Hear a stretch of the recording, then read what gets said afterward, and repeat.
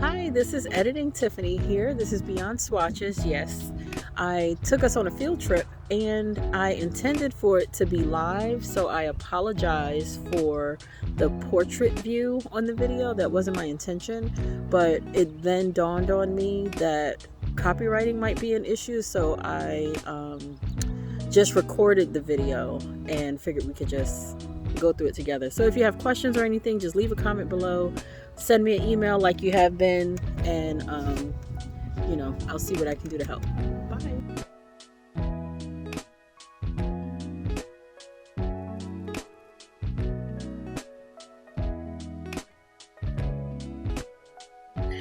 All right, so we are in here.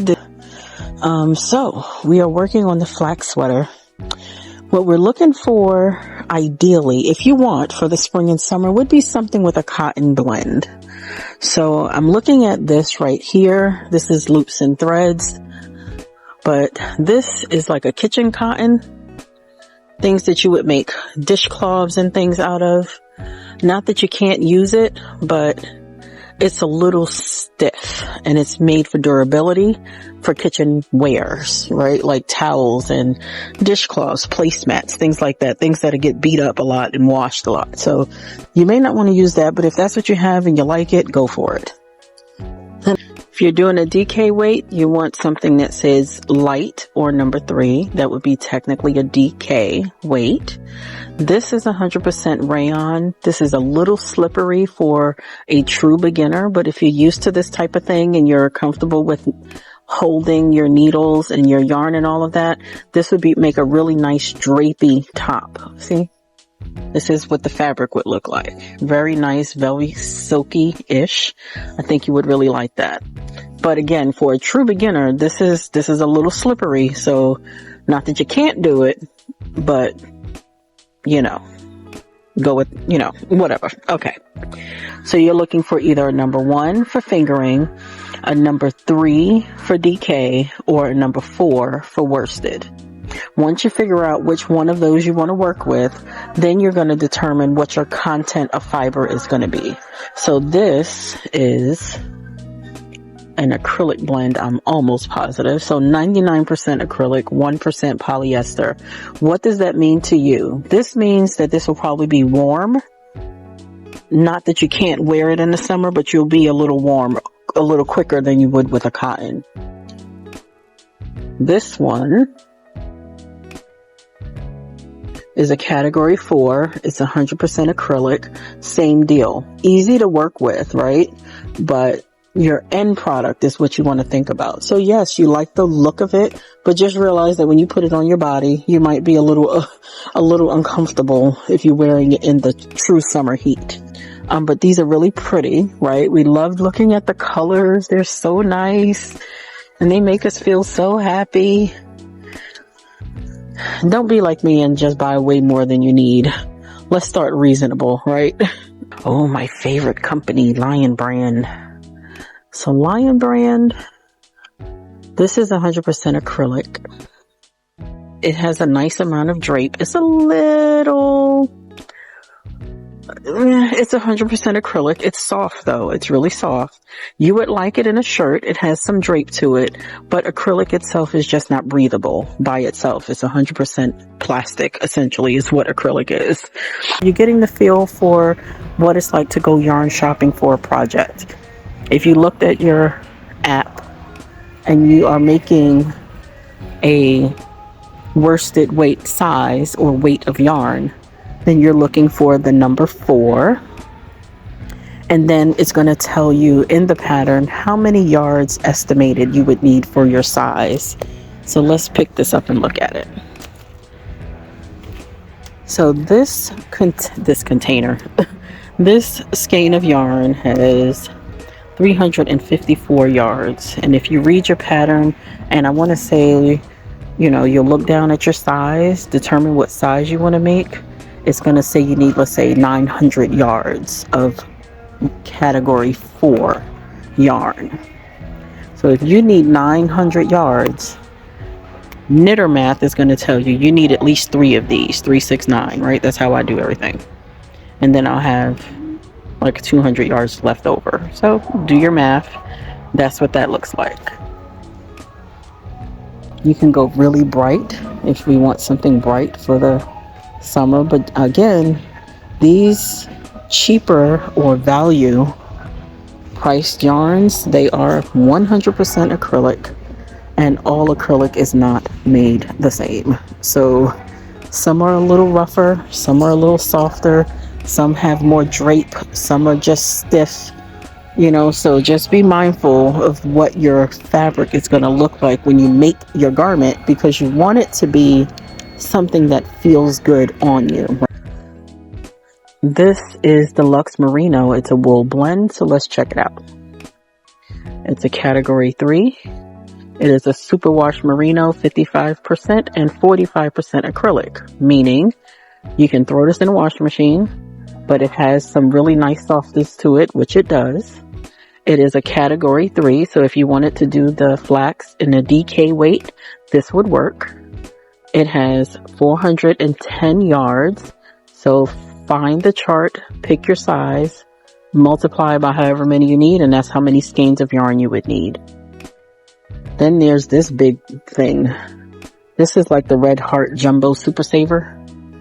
So this is 812 yards of category 4 yarn. So this would be the worsted. It's 100% acrylic. You need 900 yards. You'd get 2 of these. Or if you could find a smaller weight one, you know, a smaller size one in the same color, you can do that. We're going to go over here to one of my favorite yarns, which is this Cotton Cakes. Isn't those colors beautiful? Could you imagine a nice little stripy situation out of this? So let's look at the label. Category 4, right? 60% cotton, 40% acrylic, 530 yards. And these are $12.99. I don't know if there's a sale going on in here, but I'm just showing you what they got. Then here's the Cotton Ripple Cakes. These are pretty cool. Like the colors, it has like a white blend with each strand, so it does a little marling. In your pattern, it's going to tell you what the recommended needle size is. Again, a life lesson that we can discover in another video. But for the purpose of today, we're just going to go with what I think it says, which might be a size 6 for the ribbing and a size 8 for the body. If that's what it says, so you're going to come over here to your needle section, and what you're looking for are called circular needles. Circular needles are going to have a wire attached to 2 straight needle sticks. So these are straight needles. We don't want those because we can't knit in a circle with those. We need circular needles. So circular. They also have, I'm in Michael's again. They also have these metal ones. But if you're a true beginner, I would always go with the bamboo or wooden needle. They are a little less slippery and a little easier to hold on to. Also to take note of is the inches on the needle. So you want to find the right size. So let's say I need this, a size 7, but I need a 16-inch needle. They don't have a 16. The smallest I see is an 11-inch. So what that means is that the cord, the plastic cord, is the plastic cord with the 2 sticks from tip to tip is a total of 16 inches is what you'd be looking for. This one from tip to tip, it has 2 white sticks and a cord. All of those together equal 11 inches in length. Over here, it says 29 inches. So from tip to tip, including the cord, it's 29 inches. The reason that's important for making your first sweater is you can't knit a neckline on a cable that's 36 inches long. Not to say that you can't, but there's techniques and things that you can use. But for simplicity's sake, you would be looking for, oh, here is a 16-inch needle. You'd be looking for this, a 40 centimeter or 16-inch needle. So if you get on Amazon or something and you want to just order one of those, you know, cheap needle kits or something, If they sell it in centimeters, you're looking for 40 centimeters or 16 inches. So that's needle size. Another thing that you're going to need in this pattern is stitch markers. Now, stitch markers, oh, you're going to need these forever. Stitch markers to indicate the beginning of your round. Stitch markers to indicate that something in between these stitches is about to change. So you'll need those. I believe in the pattern, it tells you you need different colored ones. And for good reason, because your beginning of round marker, you want to know where your beginning is at all times. So that one should always be different.